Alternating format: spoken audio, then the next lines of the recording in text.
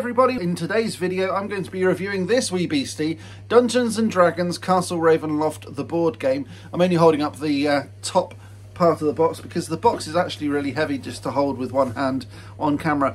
If you're interested in Dungeons & Dragons and a bit like me, you're a bit maybe intimidated on how to get started, or you don't have enough people to start a campaign, or you want to get started but you're not confident enough to be the dungeon master on the first round, and you don't want to embarrass yourself in front of a whole group of friends, this might be a good way of getting into it. So let's do a bit of an unboxing and show you what's in there so that hopefully you can get into it like I did. Okay, so first up we've got the Castle Ravenloft Board Game rulebook. This one explains all of the different rules and kind of gives you an overview of how to play the game.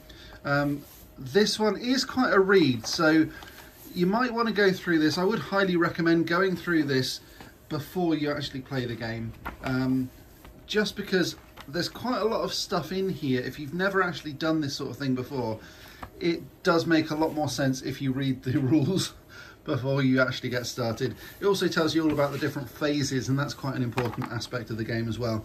Once you've done that, then you can pick from the adventure book. Now, if you're a single person starting out your first adventure, pick adventure 1. That's a single adventure for a single person, and it's probably the quickest and easiest way of getting into this. Then you can go on to adventure 2 or 3 or whatever. I think you've got like 13 or something. So you've got 13 adventures in there for different groups. Like 12 of them are for groups, 1 of them is for an individual. So whoever's leading this is going to be doing the first adventure on their own probably. But if you do have more people, then you can start at adventure 2. You can also run these adventures multiple times as well. So it's not just a one-hit wonder. It's not a sort of a, I think they call them legacy games, where you start to destroy stuff. You don't destroy anything with this. It's a board game that you can play over and over and over and over, which is pretty cool. Next up, you get the encounter cards, and these ones, it says in the rules exactly how these encounter cards work, but basically they are things that you encounter on your trip through the dungeon. So a bat swarm or a blood fog. There's lots of really cool stuff in here. All of these are going to be shuffled. They haven't been at the moment, because I've literally only just opened it. Then you've got the hero cards, the wizards, the rogues, the rangers, fighters, all of that sort of stuff. The stuff that you would normally expect to see in hero cards, and they give you all of the hit points and all of that sort of thing as well. So those replace your character sheets, really. Talking of characters, you've then got the minis, and these minis are pretty awesome, and actually for the price that you're paying for the board game, you get an awful lot of minis that are probably well worth it on their own. I haven't painted any of these. I'm going to be doing other tutorials on how to paint these later on. So if you want to see all of that sort of stuff, stay tuned, click like, subscribe, ding that bell, all of that sort of stuff. And we'll get onto the minis a bit later on this channel. But you've got some really good minis here. So you've got gargoyles, and you've got dragons and flesh golems and all of that sort of stuff.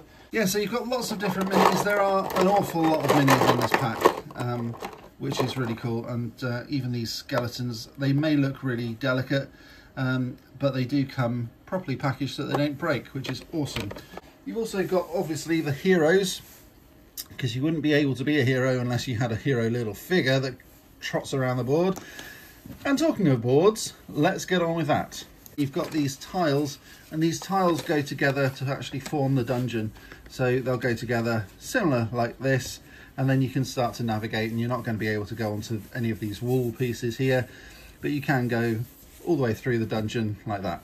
Then you've got all of these sequence of play cards so that you don't forget how to actually play the game, which is, I think, a really nice touch, and actually kind of leans into the whole sort of exploding kittens kind of genre. They actually have cards that show you how to play the game. Then you've got treasure cards. Every time you defeat an enemy, you get treasure, which is nice. And then you get adventure treasure as well, which is slightly different. So there are different rules that can be played alongside them. Then you've also got monster cards. These are basically villains that are played in the villain phase, as far as I can make out from the rulebook. You have a whole load of tokens, and that's explained in the rulebook as well. So that's basically it. So how does it play? Now, the Castle Ravenloft board game doesn't play quite like a Dungeons and Dragons game because there are more rules to it, and there's cards and all of that sort of stuff that you wouldn't typically have in a standard Dungeons and Dragons game. Could you use this board game to run a real campaign? Yes, absolutely. Does it have stories? Yes. Has it got backgrounds? Yes. Can it sort of act as a world building kind of thing for a Dungeons and Dragons game? Yes, it can. It's only got a 120-sided die, so if you want to run a full Dungeons and Dragons game, you're probably going to need a few more dice. Other than that, though, you would be able to run a full Dungeons and Dragons game off it. However, the advantage of this I really like is that it's got those tiles, so you can start to visualise where you are, what the dungeon looks like. They start to get revealed as you start to explore a bit more, and you don't necessarily know which part of the dungeon you're going to be in at any particular time. There isn't really that sort of world building, exploratory narrative that there is in a normal Dungeons and Dragons game, but that's probably not a bad thing, especially if you're only playing on your own. The advantage that this has is that you can play it from one person, and the board effectively acts like the dungeon master. So because it's got the board and it's got the rules and all of that sort of stuff, the cards, it kind of acts like a dungeon master without having to be a dungeon master, and so that's a significant advantage. The downsides are that you're not really going to learn the 5th edition rules from it because the rules are totally different. If you know about Dungeons and Dragons and you know how to get started with it, this is actually quite a good way of sort of augmenting it and doing something maybe fresh that you haven't tried before. So I'd probably give this about an 8 out of 10. It is quite a good game. It's quite a cheap and easy way of getting into Dungeons and Dragons, especially with the minis as well. It's a lot cheaper than things like Warhammer for the effectively the same size of minis and the same amount of them. I think it's quite a cheap and easy way of getting quite a lot of minis if that's all you're interested in. But it also goes further than that as well. And if you buy it on Amazon or one of these fairly cheaper places to go, because I went into a game shop and they offered that for like 70 quid. I then went online and I bought it for about 45. So look around, don't just buy the first thing that you see for the first price that you see.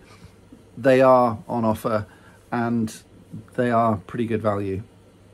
So thanks for watching. Click that like button if you like this review, subscribe, ding that bell, all of that sort of stuff really helps out a small channel like this. And I know that about 96% of you are not subscribed, so please do subscribe, ding that bell as well.